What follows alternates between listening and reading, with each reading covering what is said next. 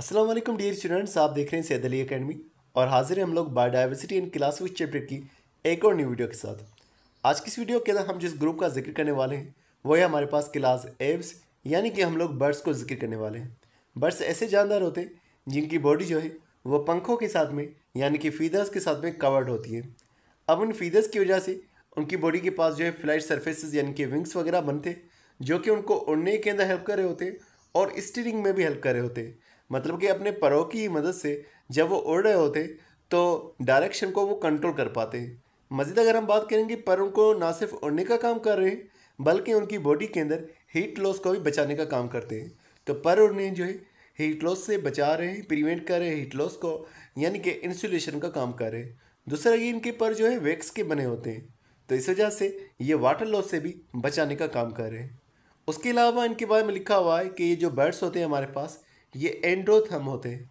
Endo मतलब के inside और थर्म मतलब कि हीट, मतलब कि ऐसे जानदार जो कि अपनी बॉडी के अंदर मेटाबॉलिज्म के ज़रिए से हीट प्रोड्यूस कर सकते हो, उन जानदारों को जो है एंडोथर्म कहा जाएगा। क्योंकि ये अपने अंदर हीट प्रोड्यूस करेंगे, अगर हीट लॉस होगी तो हीट प्रोड्यूस करके अपने अंदर का जो टेम्परेचर है ये कांस्टेंट रखेंगे। तो जिनके अंदर कांस्टेंट टेम्परेचर पाया जाएगा उन जानदारों को जो है होम्योथर्म्स कहा जाता है। तो होम्योथर्म्स के अंदर दो एग्जांपल्स हमारे पास आ जाती है, एक एव्स की और दूसरा मैमल्स की। ये दोनों ही होम्योथर्म्स के अंदर आ जाते हैं। मज़ीद अगर हम इनकी बॉडी के हवाले से बात करेंगे तो इनकी बॉडी के हवाले से लिखा हुआ है कि इनकी बॉडी जो है वो स्ट्रीमलाइंड यानी कि पतली और स्पिंडल शेप की होती है। ये इस तरह का शेप है कि इनके उड़ते वक्त हवा का प्रेशर जो है इनके ऊपर कम से कम लगता है, तभी ये जो है आसानी के साथ में उड़ पाते हैं।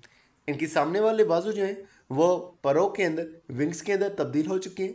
इनकी हड्डियां जो है उनके पास ज़्यादा स्पेसेस मौजूद होती है, इसी वजह से वो ज़्यादा लाइट हमें देखने को मिलती हैं। मज़ीद इनके बारे में बात करेंगे तो इनके पास जो है दांत मौजूद नहीं होते। इससे पहले जो ग्रुप था रेप्टाइल्स का, उनमें दांत मौजूद थे।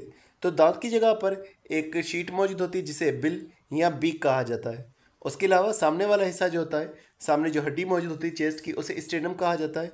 तो इनका स्टेनम जो होता है वो कील के जैसा हो सकता है, या तो स्टेनम फ्लैट होगा सीधा सीधा एक तख्ते की तरह, या कील की तरह। कील कहते हैं जो हमारे पास बोट मौजूद होती है उसका जो नीचे वाला हिस्सा होता है उसे कील कहा जाता है। तो कील की तरह का इनके पास जो है स्टेनम मौजूद हो सकता है और इस तरह से वो जो है फ्लाइट मसल्स को जो है अटैच कर सकता है, जो कि फ्लाइटलेट्स बर्ड से उनके पास स्टेनम फ्लैट शेप का मौजूद होगा। मज़ीद यहाँ पर लिखा हुआ है कि काफ़ी सारे बर्ड्स के अंदर एसोफेगस के साथ में एक डाइवर्टिकुलम यानी कि एक पाउच लाइक स्ट्रक्चर जुड़ा होता है जिसे क्रॉप कहा जाता है। इस क्रॉप का काम जो है बॉडी के अंदर काफ़ी सारे फूड को जो है स्टोर करना होता है। तो इस तरह से ज़्यादा से ज़्यादा फूड जो है वो ये इंजेस्ट कर पाते हैं। उनके अलावा इनके अंदर एक हिस्सा मौजूद होता है जिसे गिजर्ट कहा जाता है, और इस गिजर्ट का काम जो है फूड को क्रश करने का काम होता है, यानी कि फूड को तोड़ने का काम होता है। हार्ट इनके पास जो है 4 चैम्बर वाली मौजूद होगी और चारों खाने जो है वो मुकम्मल तौर पर अलग अलग मौजूद होंगे, यानी कि आर्टेरियम जो है दोनों ही अलग अलग होंगे। इसी तरह से वेंट्रिकल्स जो है वो भी दोनों दोनों अलग अलग मौजूद होंगे।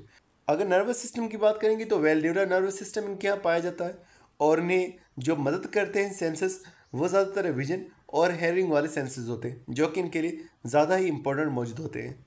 अब हम बात करते हैं कि किस तरह से इनके यहाँ हमें ब्रीदिंग देखने को मिलती है। अगर बात करेंगे तो हवा सबसे पहले नोज़ ओपनिंग्स के ज़रिए से जो है दाखिल होगी। नोज़ तो नहीं मौजूद होता लेकिन ओपनिंग्स मौजूद होती हैं जिन्हें एक्सटर्नल नेयर्स कहा जाता है या नोस्ट्रस कहा जाता है, जो कि उनकी चोंच में मौजूद होती हैं। तो उनमें से हवा अंदर दाखिल होगी नेज़ल पैसेज वे जो है उसके ज़रिए से, नेज़ल कैविटी के ज़रिए से, और फिर फेरिंक्स में जा पहुँचेगी। फेरिंक्स फिर आगे चल करके ट्रेकिया के साथ में जुड़ेगा। ट्रेकिया के नीचे की तरफ यहाँ पर जो है एक ऑर्गन मौजूद होगा साउंड का जिसे सेरिंक्स कहा जाएगा। फिर आगे ट्यूब्स निकलेंगी जिन्हें ब्रोंकाई कहा जाएगा, और ब्रोंकाई जो है कुछ हवा के गुब्बारों में तकसीम होगा जिन्हें एयर सैक कहा जाता है। तो एयर सैक बहुत ज़्यादा इनके यहाँ मौजूद होते हैं, ये इनकी बॉडी का ज़्यादा स्पेस जो है कवर कर लेते हैं। उसके अलावा ये एयर सैक जो है इनकी हड्डियों तक भी जा पहुँचते हैं, हड्डियों के साथ में भी कनेक्ट हो जाते हैं। उसके अलावा ये जो एयर सैक होते हैं ये फिर लंग्स के साथ में कनेक्ट होते हैं। जब ये हवा बाहर निकालेंगे तो लंग्स में हवा पहुंचेगी, और लंग्स के अंदर छोटे से कुछ ट्यूब्स मौजूद होती हैं जिन्हें पैरा ब्रोंकाई कहा जाता है। बर्ड्स के यहाँ जो गैस रिजेक्शन जिस जगह पर हो रही होगी वो लंग्स का स्ट्रक्चर पैरा ब्रोंकाई होगा। मजीद बर्ड्स के बारे में लिखा हुआ है कि ये ओवी पेरस होते हैं, यानी कि ये एग लेइंग होते हैं। इनका जो एग डेवलप होता है वो रेप्टाइल्स की ही तरह एमनियोटिक एग मौजूद होता है, यानी कि एक लेयर जो है एमनियन की मौजूद होती है और उस लेयर के अंदर एमनियोटिक फ्लूइड मौजूद होगा जो कि एम्ब्रियो को सराउंड किया होता है। मैमल्स का सिर्फ एक ग्रुप होता है जो कि अंडे दे रहा होता है, तो उनके यहाँ भी हमें एमनियोटिक एग जो है देखने को मिलेगा। बाकी हमारी बॉडी के अंदर एमनियोटिक सैक एक डेवलप होता है जो कि बच्चे को सराउंड किया होता है। तो इनके यहाँ जो एमनियोटिक एग पाया जाएगा उसके अंदर ज़्यादातर हमें अल्ब्यूमिन भी देखने को मिलेगा, वाइट हिस्सा जो होता है, और बीच के अंदर जर्दी यानी कि योक का हिस्सा हमें देखने को मिलेगा। इनके बारे में यहाँ पर लिखा हुआ है कि इनके एग के ऊपर एक लेदरी शेल होता है। हालांकि ये जो है रेप्टाइल्स के अंदर हमें देखने को मिलता है लेदरी एक फ्लेक्सिबल शेल होता है जो कि केराटिन का बना हुआ होता है, जबकि इनका लेदरी नहीं बल्कि हार्ड कैल्शियम कार्बोनेट का बना हुआ शेल होता है। फर्टिलाइजेशन इंटरनल होगी और फिर जो एग डेवलप होगा, क्योंकि वो बाहर मौजूद रहेगा तो डेवलपमेंट जो है वो एक्सटर्नल एग के अंदर होगी और इनको ओविपेरस कहा जा रहा है जो कि एग लेइंग होंगे। कुछ ऐसे बर्ड्स हैं जिन्होंने अपनी फ्लाइट एबिलिटी लॉस कर दी है, वेट उनका ज़्यादा मौजूद है, उसके अलावा उनके यहाँ जो दूसरी चीज़ हमें देखने को मिलती है वो रिड्यूस्ड विंग्स मौजूद है, तो उन्हें रनिंग बर्ड्स कहा जाता है। एग्जाम्पल में ऑस्ट्रिच, की, रिया, केसोवरी और ईमो आ गया।